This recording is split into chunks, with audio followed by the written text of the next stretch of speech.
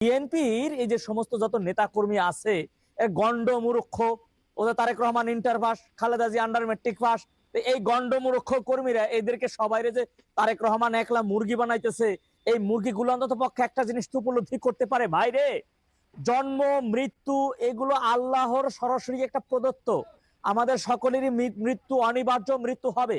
কিন্তু একজন ব্যক্তিকে এভাবে শুয়ে রেখে জীবিত বানিয়ে এই তার ব্লাডের পরীক্ষা হইলো, এই মেডিসিন নিতেছে, এই খাবার খাইতেছে, এই অবস্থায় স্থিতিশীল আছে, এই বিদেশে যাওয়া হবে, এই হবে না, এই যে একটা মানে এই নাটক করে আসলে তার কথায় কতটুকু সত্যতা আছে আসলে আমরা কেউ জানি না বা আমরা কেউ দেখতেও পারি নাই। আপনাদের মতামতটা কি?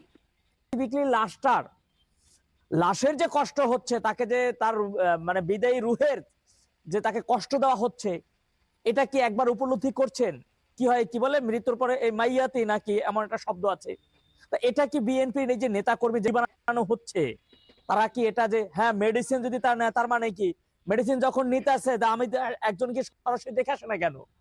আর এই মৃত ব্যক্তিটা যাতে যেমন আলোচ্য বিষয় না হয়, কেননা বিএনপি তো দাঁড়িয়ে আছে তার খালেদা জিয়ার মানে ব্যক্তিত্বের উপরে, তাদের নাকি বট গাছ, তাকে মারা গেছে, সে মারা গেছে এই মুহূর্তে এটা যদি জানাজানি হয়ে যায়, তাহলে এই ব্যক্তিত্বে বা তৃণমূলের একটা ভঙ্গুর তৈরি হবে।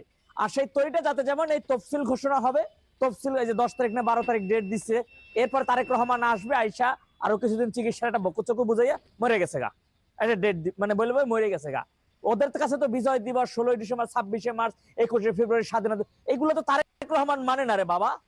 যে তার মায়ের লাশ এভাবে আজকে 8 তারিখ, গত 28 তারিখে মারা গেছে, আজকে 10 দিন হয়, মায়ের লাশ এভাবে হাসপাতালের বেডে শুয়ে রেখে যেভাবে নেতা কর্মীর সাথে, দেশবাসীর সাথে প্রতারণা করতেছে, যেভাবে মিথ্যাচার করতেছে, আর এইটা নিয়ে বিএনপির একজন মানুষ টু শব্দ করে না। বাবা, তোমরা প্রতিবাদ করতেছো না, সত্যি কথা বলতেছো না, তোমরা কি মরবা না?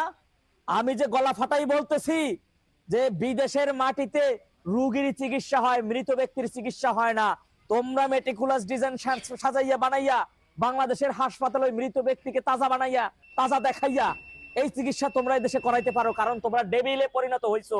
তোমাদের মধ্যে মানুষের রক্ত ধ্বংস হয়ে গেছে, জানোয়ারের রক্ত প্রবাহিত হচ্ছে, তোমরা শরীরে মানুষের রক্ত ভুলে গেছো, মানুষের ঔরজা সন্তান তোমরা জন্ম নিয়েছো, তোমরা এখন নিজেদেরকে এত বড় মাপের মনে করতেছো, নিজেকে পশুর সমতুল্য জীব জানোয়ারের বাচ্চায় পরিণত হয়েছে তোমরা। তোমাদের হাকিকত, তোমাদের বর্তমান চলন বলন এই মনে বলতেছে।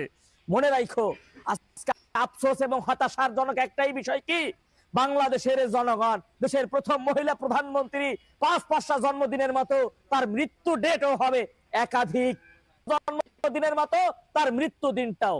আজকে দেশের জনগণ এটাই দেখবে যে কুলাঙ্গারের বাচ্চা কত বড় কুলাঙ্গার হইলে মায়ের মৃতদেহ নিয়ে আজকে 10টা দিন ধরে রাজনীতি করতেছে, এই যে মেডিকেল যাচ্ছে, এই বিদেশ যাচ্ছে, এই ধরনের কথাবার্তা।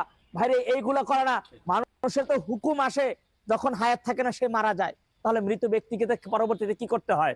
হয়ে যেত তারা ক্ষমতার জন্য লাশ নিয়ে তো জঘন্য রাজনীতি।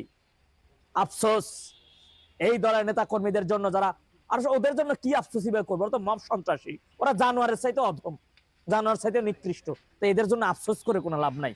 তারপরও সবার জন্য দোয়া করি, আল্লাহ সবাইকে সঠিক বুঝ দান করুন। ওয়াখিরে জামান আলহামদুলিল্লাহ রাব্বিল আলামিন। খালেদা জিয়ার বিদায় আত্মার মাগফিরাত কামনা করছি। মারা গেছেন বিএনপির চেয়ারপারসন ও সাবেক প্রধানমন্ত্রী বেগম খালেদা জিয়া।